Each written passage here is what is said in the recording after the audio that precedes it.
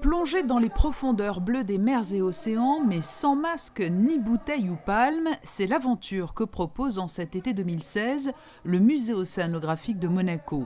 Immersive est un concept qui permet de découvrir un environnement en 360 degrés à l'aide d'un casque de réalité virtuelle, mais les images projetées à l'intérieur sont bien réelles.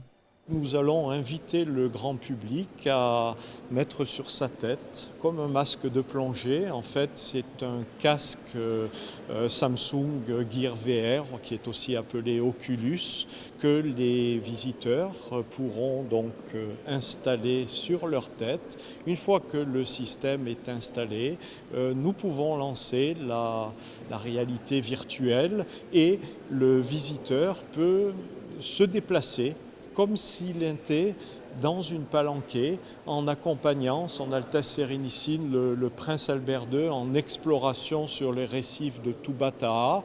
Regardez à droite, regardez à gauche, regardez la tortue en haut, le requin en bas à gauche, et il peut vraiment piloter à sa guise son exploration.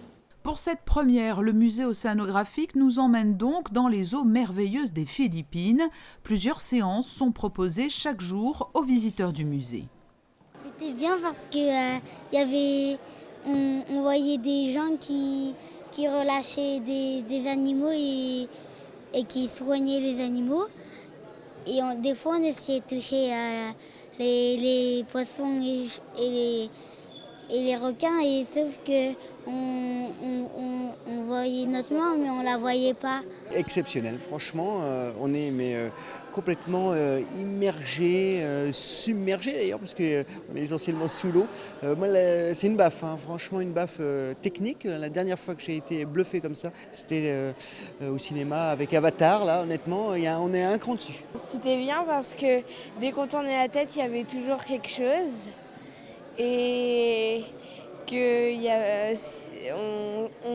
en fait, on pouvait se lever, on se croyait vraiment dans l'événement.